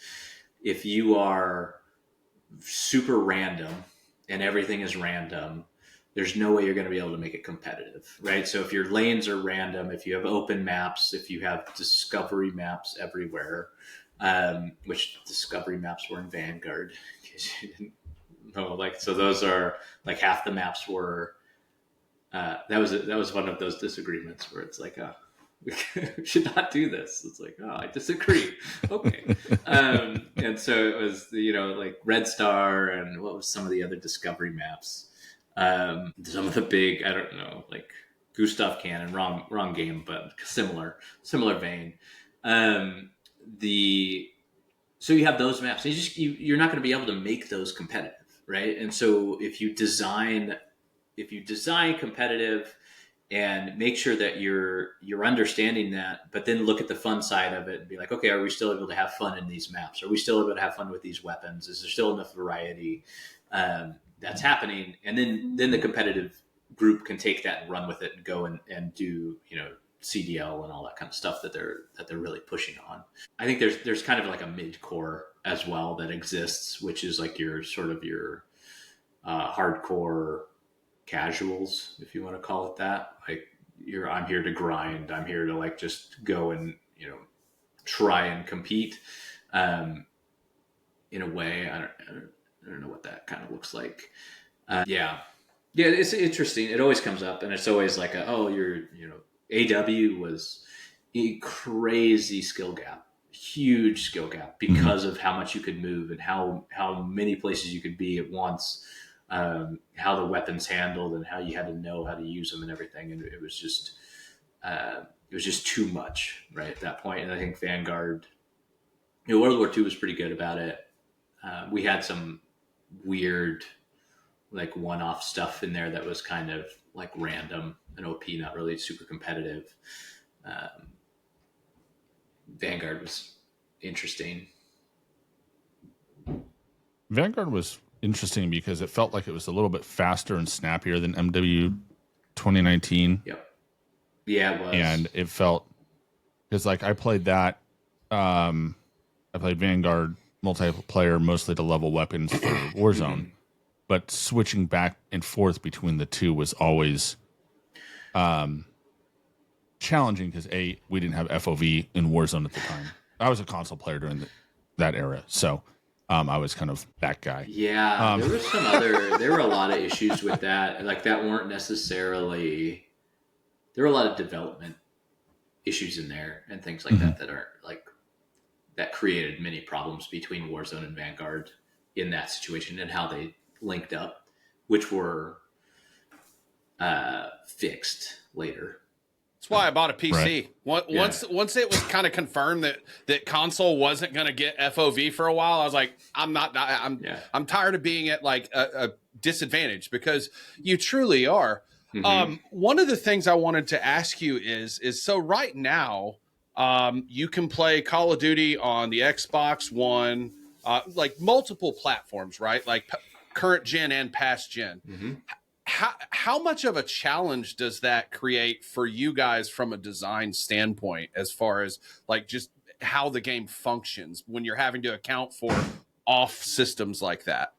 It's huge. Yeah, it's a lot of time. It's a lot of effort. It's a lot of QA.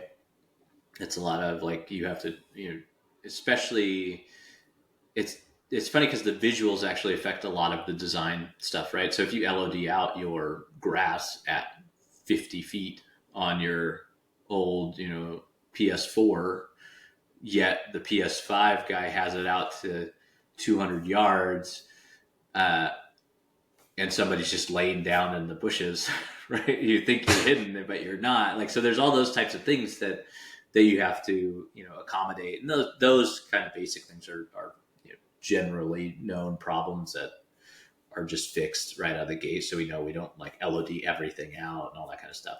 But it's a huge tax to make it, work. And ultimately, like a lot of that, like if it was just, okay, we're going to go make the hot shit on PC, like you'd be huge, like it'd be pretty great to be able to do that. But like Vanguard, we had a lot of destruction and everything else in there, and so we hit all kinds of limits with that. And you're just pushing it to the edge every time as far as you can, that old engine that exists, and just trying to push those pixels. It costs a lot. It'll be interesting to see when they get rid of the old consoles, if they ever do. I mean, they did for PS3, Xbox One. I don't know when that was in the cycle, but They got rid of those eventually, yeah. Yeah, I mean, at some point, they got to rip the Band-Aid off, right? Like, Yeah. we're in 2025. We're probably going to be getting new consoles probably within the next couple years, I would think. Yeah. You know, new Xbox, new PlayStation, I would think. Well, so you got the Switch 2 now, so you can yeah, support the that. Switch 2 is coming to Call of Duty. I can't wait to see how that works out. That'll be great. That's going to be really awesome. But the other thing, like, you know, we're talking about multiple platforms. So Modern Warfare 2019 was the first cross-plat game for Call of Duty, Which if I no one remember talks correctly. about, by the way. But yes, it's huge development. Yeah, and so like that's a challenge too, right? Like being able to account for that as well. Yeah, I mean it's always been difficult to do multi-platform stuff, and yes, there's huge differences between the consoles and PC as well, and just what you have available to you. But the networking side of it is huge, right? Like that's a massive undertaking, and to be able to know that you can play somebody on a PC or play somebody on Xbox or whatever, and you're going to be able to have the same experience, which is amazing. Like there's not many games that can actually do that to the quality level that Call of Duty can. You're talking about like Call of Duty, Fortnite, and Apex. Yeah, Apex. I think they separate ranked mode. I think where like your ranked consoles is and PC only and consoles or whatever. Yeah. I mean, it's definitely interesting how it's changed the dynamic too in a lot of ways, in a lot of the conversation. Yeah, I mean, you get conversations around aim assist and keyboard and mouse and all that kind of stuff, and like which is really funny because so one of the things that I've done extensively is testing aim assist, and you know I've pulled out the library all the way back to Call of Duty 2 from 2005, where it had aim assist, and it has it changed much? And when you compare, no, like. Yep. The only thing that changed is the speed of the characters, which made it look, but it was like, that was never a conversation until MW 2019. And then it started to become a conversation, until you have the keyboard and mouse because of that. Yeah. And you had people, and PC was, I mean, PC didn't have controller support until I think Black Ops 2 was the first time you got controller on PC, right? Somewhere in that range. And even then, I don't know if it had aim assist or if aim assist was toggle. I know on Black PC, Ops. It probably, I don't. Well, if they gave it controller support, it probably had aim assist. But early on, I don't think BO2 on PC had aim assist on controller. I think it was only consoles that had it. Probably. I mean, that makes sense because PC was back then. It was a full port because it didn't have to play together. The interesting, like if you look back, like Halo, I think was the original one that did it on. Because when did Call of Duty 2 come out? 2022, I think, or not 2022, 2002. It was 2003 was Call of Duty 1. Really, 2003 was Call of Duty 1 on Xbox. Yeah, because that was a launch title, wasn't it? Like for that console, Xbox 360 was a launch. Like I'm thinking Call of Duty 2. Call of Duty 2 is 2005. Wow, I'm so old. Not as old as us, my guy. So it's actually funny because Call of Duty was actually a mobile game before it was on console. Call of Duty 1 shipped on the N-Gage. Oh, right. Okay. One day before it shipped on console. Before Call of Duty 2 shipped on console. Yeah. So actually it was a mobile game before it was a console game. Nice. Oh. And then, but it's like, yeah, the games were all kind of moving in different steps. It felt like console was doing kind of its own thing a little bit, and then PC was doing its own thing. Well, you had Halo that was like the first controller FPS, like outside of like GoldenEye or whatever that didn't have any aim assist or whatnot, and you're like, they had aim assist which made it playable, right? And then you get Call of Duty coming in with ADS and actual, a way to play it. Like, I don't know if you played those original, like the older Battlefield games, like 1942, and way back, the ones that were closer to like Xbox 360 days, that were they didn't have aim assist. No, because there was on console. Those were ports from the PC. Yeah, and it was horrible to play those on console. Like it was absolutely. It really was. And you just couldn't do it, and everything was super far away. They're like the way their maps were built and everything just like pushed all the characters out. One of the things that Call of Duty did really well was bring everybody in. So when you're shooting somebody, there's a big target in front of you, nice and meaty. You can see 'em. Yeah. Yep. It was the worst experience ever playing Battlefield on a console. And then eventually they added it, which it feels somewhat better, but it's still kind of a mess. Yeah. So, I mean, I lived in Hawaii during this time. And so it was like, we had to play on land because trying to play Battlefield was absurd. It was like 150 millisecond ping at best. Yeah. There's too much going on, dude, with the vehicles and everything. Holy hell. It was bad. But it definitely was a PC era for, and mouse and key. And then, the cross plat, and it just kind of stayed separate, right? You just didn't have that crossover a lot until you got, closer to 2019. Yeah, I think the direct crossover. Yeah, before it was just ports. Beanox did all those ports, or not all of them, but a lot of them for PC. It was used much of the same stuff, but and then you got to 2019. I think it was somewhat similar, but it began becoming more and more integrated, with the rest of the development. It's a huge thing for the franchise. It's a huge thing for gaming in general to be cross-platform. Well, yeah.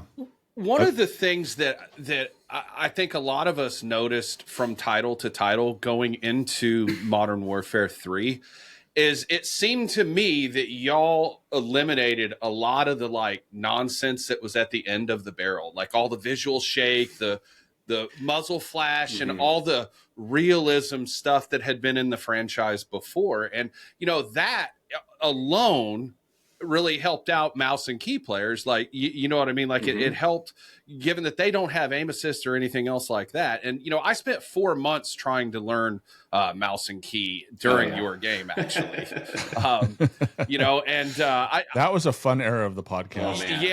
It is. Well, and you know what? Here's the reason why. So I had a lot of hot takes about, aim assist and this and that. And at one point I'm like, if I'm going to talk about this, I should at least talk about it from a position of like knowledge or experience. So I'm like, you know what? Fine. I didn't touch my controller for 4 months. I learned how to play on mouse and key. Right. And so now those are my people. Like when they talk about like aim assist and how important it is, I mean, I don't get as dramatic as some of them do, about the game aiming for you or anything like that. Like you just set your controller down and you just see it just chasing. It doesn't do that. But it is a disadvantage to be on mouse and key, especially up close against a controller player, especially when you start talking about the pace of the movement that the players have now with being able to do certain things. It's tough. And it seemed like y'all took a pretty fair approach. Yeah. Good. In those regards. I'm glad we did.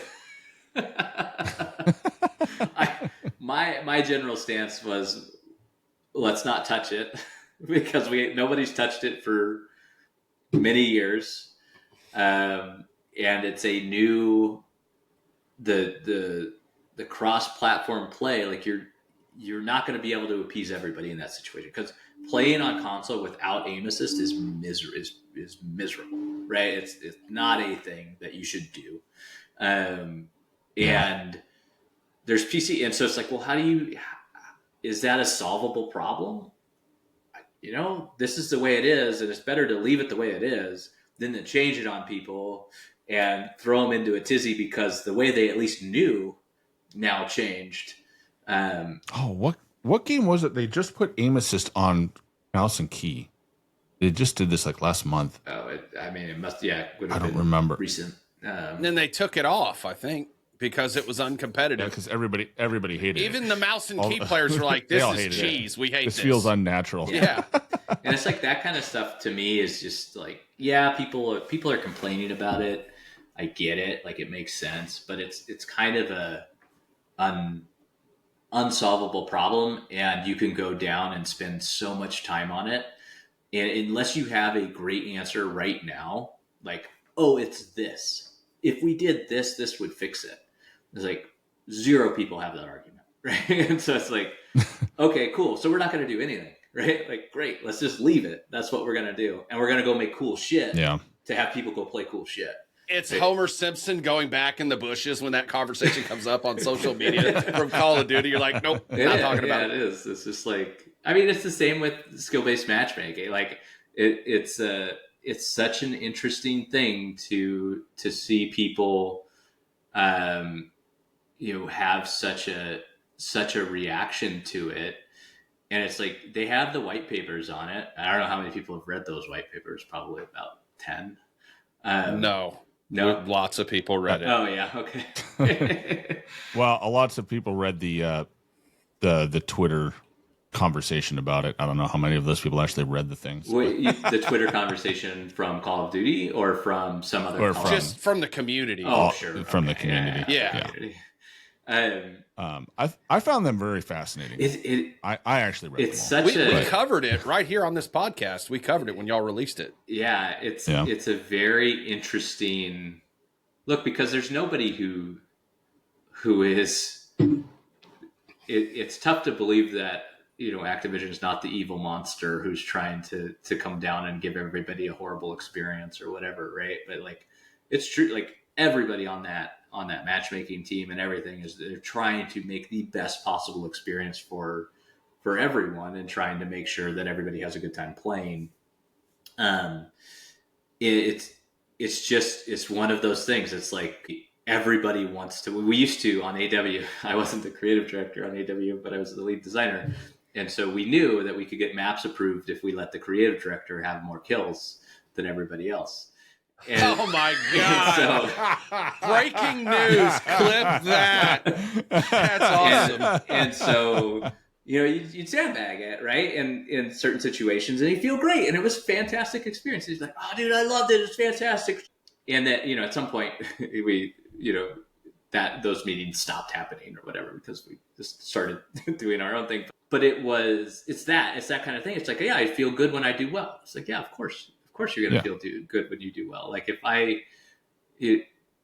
if there's several like different analogies that you can take and try, and like, it's always interesting to me that in games, it's like nobody's really looking at those. Like, when you talk about skill buckets or anything else, like, it's like kind of like, it's like talking about baseball, right? It's like, hey, we're going to have major league players play the T-ball team, right? And we're going to put the same dudes together and be like, go and play. And you're like, oh man, why didn't I get like more? Why are you trying to put me in my league? And why? Those are the kind of conversations that are really interesting to me. Yeah. So what do you think about these AI bots? Because, it's like, I've done videos on this, and I put a lot of thought into it and looked at kind of like Fortnite and some of these other examples. So I have some ideas, but I want to hear, like, what do you think? This is personally. So you talked about it on your last show. I watched a little bit of your last show where you're talking about where they found them in the dev scripts and stuff. And so is it in the casual mode that they actually have the bots in there? Yeah. Yes. Okay. So it is. Yes. It's the lobby's mostly bots. So it's like 128 bots, and then the rest of the lobby fills out with humans. Interesting. And so it's a really interesting mode. But sounds I like can't Fortnite then. Feel right, because 90% like of Fortnite is bots, right? When you go and play it. Yeah, something like that. Interesting. Yeah, I'm sure they're like, if you know it and they advertise it, they most likely have damage modifiers on them and stuff like that. And so they just kind of they have them scaled, right? Like, when it first came out, they were all like clearly like level 1. They're just like standing there like licking the wall, right, while you shoot them, and they're like, huh? Yeah. And so it was no challenge. Now the game, since season 4, they're much more varied. You still run into the wall lickers, but there's also they'll slide cancel on you. They'll be very assertive in their position. They're still not very good, but they're they're bots. Much Does more it believable. say bot on top of them in their? You can just tell. No. If you play the game enough, you can tell. Okay. They're getting harder. They're getting much more difficult to tell. I've had more than one time where I think I killed one, and then I get a death comm of somebody screaming at me. And so then it's like, well, all right, Yeah. you belong there. But it's interesting because in the mode, I'm assuming then you haven't played it, Yeah, but I haven't. So after I you play don't. Call of Duty for 15 years straight every day, and then it's like, Yeah, it's like you get a Wait, break devs and you're don't kind of play their like, own game. oh. Devs don't play their own game. Nope, I played 15 years straight through, on weekends too. but it's like, so when I play the mode, because I'm trying to grind, I'm grinding the Warzone camos, so I'm playing that mode quite a bit because it's easier because I'm not that great. And so I've got enough experience on it that I can see a variety of players that I run into. When I run into humans, they run the gamut of, I mean, I've seen people with very high levels of skill. And I've seen people that, as I mentioned, I think they're bots, and then I kill them, and some kid screams in my ear, and I'm like, "How do you know that word with your age?" Yeah. Like, I don't understand. But like, there doesn't seem to be like that traditional SBMM in there, and instead, varying level. You know, it feels like they're trying to mess with varying levels of bots to try and appease the skill. How do you feel about something like that? Like in there. Something like that in there. Like, what part of that?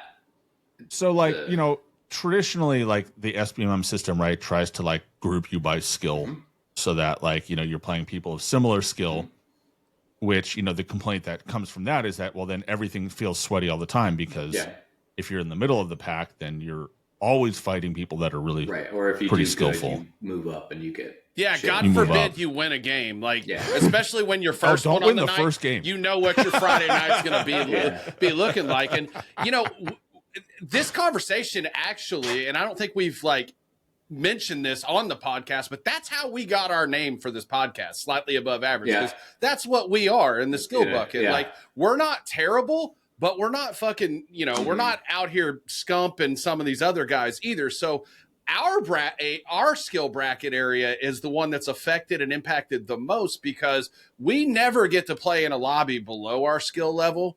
Typically, Feels like this year feels a hell of a lot better, but we're always playing either at or above. This year it feels a hell of a lot better in Warzone or in Core. In Warzone for me. So it feels a lot better in Warzone. And are you playing together in a party? I play in a party, and I play with a lot of people that are actually way higher skilled than me. Okay. And that's where I can actually tell the difference. And so, you know, as part of that conversation is like the matchmaking as it has been discourages people playing together of all skills because it automatically, it seems like, you know more than me, but it feels like it goes to the higher level skill player than anything else. So if you're a low skill player playing with your buddy that's a really good player, it's not a fun experience. It's a terrible experience. Yeah, I'm trying to think of what like they talk about party dynamics in the white paper, all that kind of stuff. Well, the white paper doesn't get into Warzone. They were strictly for multiplayer, so we're kind of like we're guessing a little bit of guessing how they do it in the Warzone world. It feels different than they describe, though. Like the player count aspect of it is a huge part of it, right? Like how many players you have online at that specific time to be able to get into a lobby to play together with 150 people, all that kind of stuff. Like you're starting to narrow your band of who you can actually play with. Or sorry, you don't narrow it. You're expanding your band of who you can play with because there's just not enough players, right? So you might have like a bunch of players and then you start to fill that band until you get enough players to go into your match. So what you're probably seeing is a lack of skill-based matchmaking in those situations where it gets really sweaty. And because if you're in a party, I forget how exactly it works. But let's say that it matches you with it's not going to match you with the top player. Like if the assumption, say it takes the aggregate, it's like baseline. It's like, oh, we have a skill of 1 and they have a skill of 1 and we're going to try and match these parties together. Within that skill, like one of those guys may be crazy high and just taking out everyone on your team, right? And there's just the ability to control that skill is kind of crazy in that sense. So as you get into parties, you're kind of like gloves are off, man. Like you're kind of fucked. And it's most likely because you don't have skill-based matches. Like it's not of your skill that you're playing against. You're playing against drastically different people. It's random. Like, so it feels like more random to me this year. And that's one of the things that we've both advocated for, I think, recently. And, Sub One actually has a really good, he went through and did some modeling and some statistical analysis on this specific subject.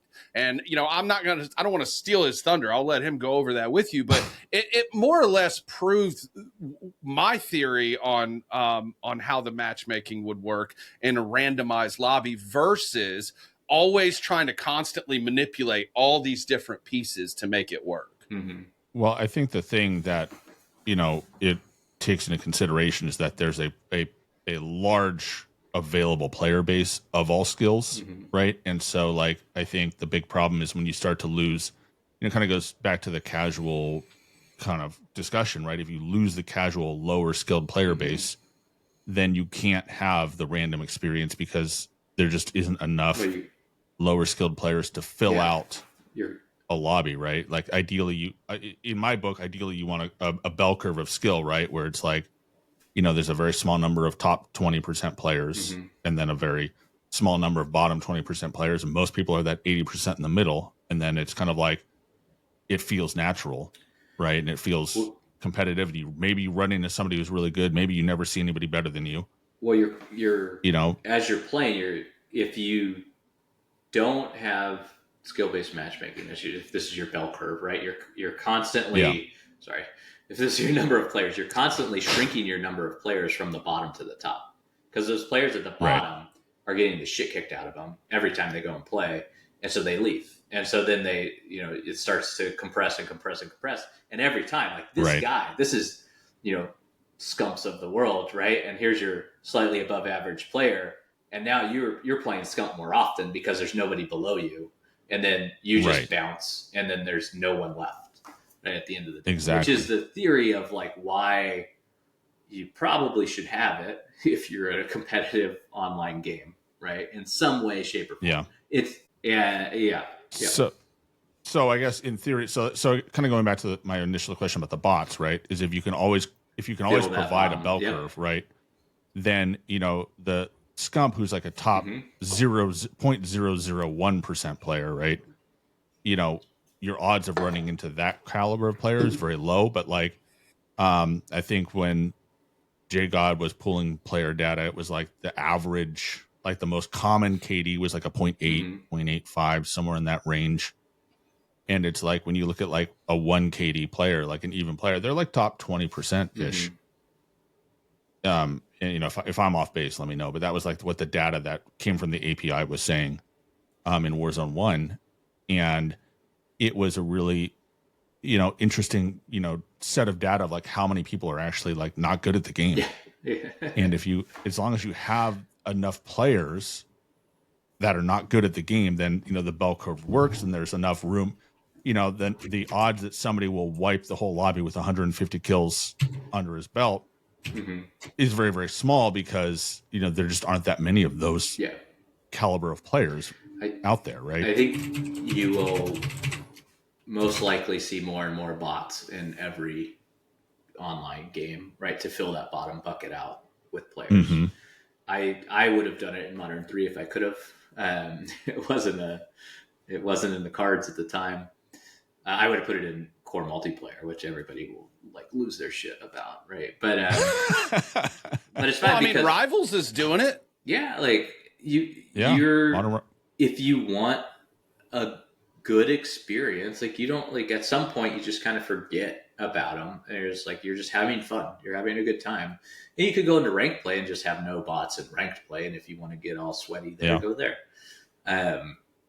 So there's I am in the camp of like, you know what, you should do that because that's the experience. Like give the players what they want type of thing. Like players want to be able to go in, shoot somebody, have a good time shooting somebody, right? And like feel good about themselves and they don't want to be told that they're being sandbagged, right? They don't want to be like, if you tell them like, oh, hey, I needed you to approve this map, so I just sandbagged the whole thing, right?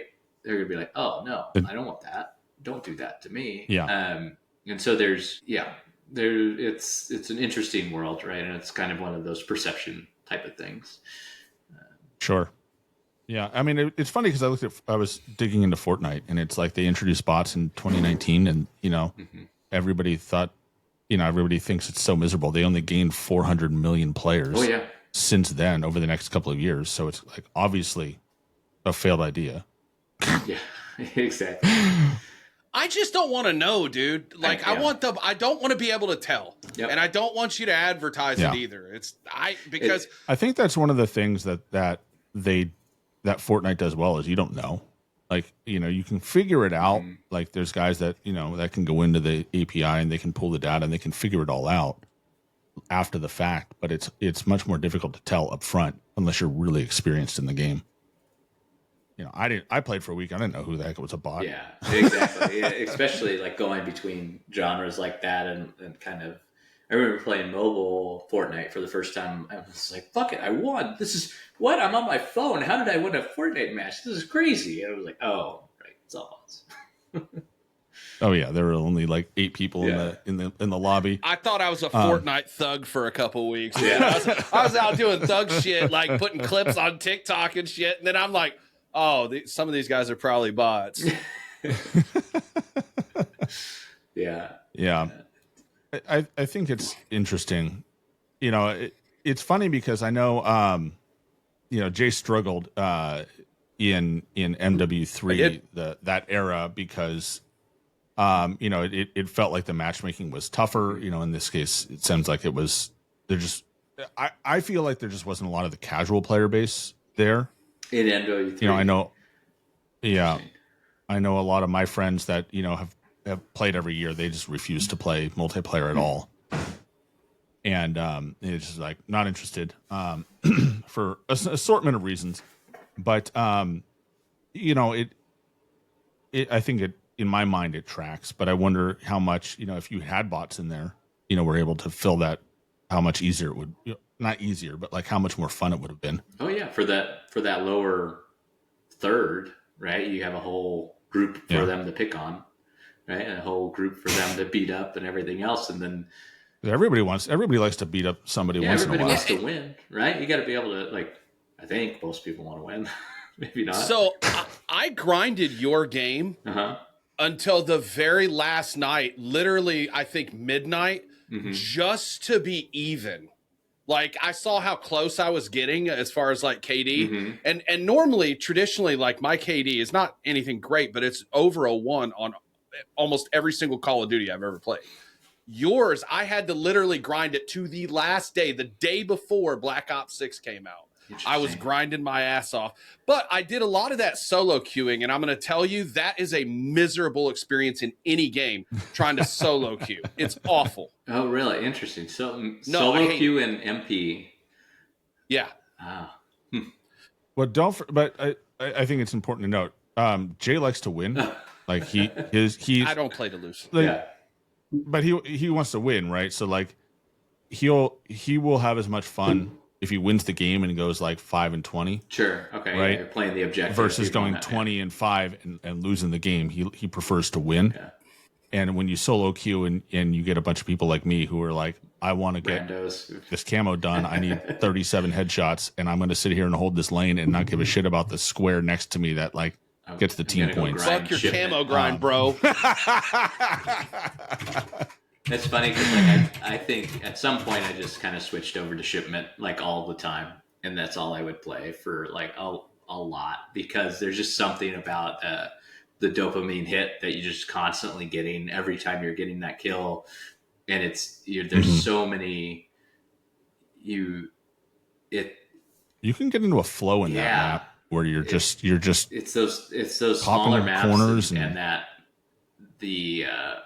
just the volume of targets and the opportunities I have to get more kills is super interesting. Yeah. Your game, it's a lot less likely to get ear holed by somebody you don't know is there. Yeah. Well, so there was a thing when I was finally trying to max out my LMGs, right? You spawn in and immediately racking around in the chamber. Do you know how many times I died like 7 or 8 times in a row just trying to fucking spawn in Modern Warfare 3? In all of them, really, but yes. Well, MW3, you could YY out of that. So on respawn? Yeah, So it's on like first- on shipment specifically, because that's bad no matter what you're working on sometimes. Like if you get into that like that cycle where you're just... That's the first pull-out animation. The first pull-out animation should only ever happen on initial spawn, start spawn. And so it was probably just a bug in the LMG or whatever one, because we would have never, like, the team would have eaten me alive if I had, like, no one wants that, right? It's just like, yeah, no, it's terrible. So no one wants that. It just happens to be like sometimes there's so many fields on these weapons. Like you have hundreds of fields that you're filling and populating with shit, and you're like, okay, here's the animation I got it from this guy. This needs to go here. This needs to go there. And a lot of the times you're doing that before you even have the animation, so you're putting placeholder ones in, and it's really easy to like put ones in the wrong spot and all that kind of stuff. And so, yeah, that sucks. Yeah, but I promptly quit the LMGs. Yeah. and I don't know if it was necessarily, I just remember it being on shipment, and I mean, it could have been another version of shipment on another game, but like, I just remember like just constantly spawning in and it's cycling around in the chamber. And I'm like, there are weird pet peeves that groups have about like, oh, I want to be able to see my cool animation. I want to be able to see this, like it should happen. And then like somebody somewhere, because the teams are so big, you know, clicks a button, checks a box. And then it ships because nobody saw it in the 300 fields. So it's so interesting how many. So this comes up a lot because a lot of times, you know, we'll get stuff that will, you know, show up and it's like, how has this happened? Right. Like I think, what was it? Season of MW3 season 1 Reloaded, where part of the specialist code went. Part of the specialist code went. Yeah, you guys were adding specialist back in, and then it went out, but it didn't go live. Like it. And so I think so what happened was like people were unable to play the game, and the whole screen would like the game would flicker at them, and it was like it would get into these weird loops. It was a rough launch, and season 1 Reloaded of Modern Warfare 3. Yeah, I'm pretty sure it was that, and it was an interesting moment because you know I was watching it and I was like I did a video on it where I talked about how there's probably some code, something that got in there. And and you guys put out a statement basically saying exactly that was happened. I think you guys fixed it on like a Saturday night or something. We wouldn't have waited very long. Saturday morning. I forget when that fix went out, but it was a really interesting thing to hear how often stuff can get out unintentionally. Yeah. And you know, when I was in tech, you know, it's like I've had these experiences where it's like one day we accidentally deleted the homepage. Yep. In a push because it was like in somebody's development thing, and it's like, you know, are you guys in the same, like, because you guys have been on a separate development set of servers, right? You're not developing on the same servers that the game lives on. No, there's like the test environment. There's local environments that everybody has, and then you have there's almost too many environments that exist, and that's why you start to see those problems, because certain things only exist on dev versus test versus production, and then you go to production where everything's on, and you're like, oh, I forgot to have this thing on, and like that. But it's not like a person. It's you have 3,000 people jamming shit in to the last second, and then you're trying to get QA eyeballs on everything that changed. You're like talking about thousands of chain lists and everything else, and so nobody can look at it all. And and then you're trying to get it out to production, and then you're like, okay, well, did anybody test it on production? Did we see it? Did we have it out there? It's like, well, no, we can't actually test it on production because we have to wait for Microsoft or Sony to push it and like all this other stuff. And so there's first party requirements that exist within there too.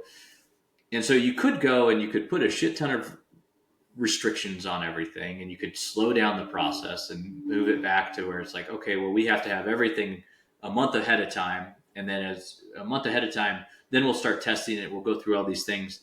But then by that time, the world's in a different place and you're already behind. Then nobody gives a shit anymore about your game because you've just lost any sort of momentum.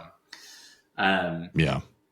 And so it's like, well, cool. So we know we're going to fuck up every time. Every time that thing goes live, there's going to be problems. So that's the plan. How do you fix it when you go live? And how do we get the tools in place to fix it faster? And how do we make sure that we're there to fix it, right? Like Vanguard, just nobody was there to fix it. It's like, oh, whoops. Well, there's a lot. Sorry. But in Modern Warfare 3, it's like we know it's going to happen. Like, and that was part of the philosophy, even how we built, designs. It's that whole philosophy of like, hey, yeah, we're going to try this design, and if it doesn't work, we're going to pull it, and if it does work, we're going to double down on it, and make it better. So it's a similar philosophy. These are my philosophies, by the way. That it's not Call of Duty philosophies. You can tell in some instances. And so the idea that you can, correct your mistakes, and it's okay. It's okay to go in there and try and do things. Now, I wouldn't release an $80 MTX thing on day one, but you should probably solve that before that happens. But the other mistakes are generally like design mistakes that are forgivable most parts. But can I say though, so like for us, there's a big difference between how multiplayer operates on update day versus like Warzone. Like again, we're mostly Warzone mains, but I also played a lot of multiplayer, and like I felt like Modern Warfare 3 was probably one of the smoother ones. Like I don't remember anything that was truly game except for there was the glitch on sub base where the MS could get underneath that big snow pile and then shoot everybody under the map. I had a team do that to me. That was fun. But like other than that, I don't really remember anything that was like that just really stood out. Yeah, and how long did that last? That probably lasted a weekend, right? Like as soon as we found that, I am positive our map designer would have just fixed it and had it uploaded and had it pushed live, because that was the way we just worked. Like that was the team was doing it and on fire. It was great. I forget the first part that you brought up. Oh yeah, no, it was good. It was good. It wasn't like we didn't know we were going to break it. We did everything possible to not break it, and then assume we're going to break it. Right? So it's just because there's so many pieces. There's just so much stuff, and you never know until it gets out there. So, we're wrapping up. I don't want to keep you too long, but I did want to ask, where the biggest area that I think people feel the most frustrated, unless you're a keyboard of mouse fanatic, and then it's aim assist always. But the biggest issue I think that people, are challenged with right now is cheating. Okay.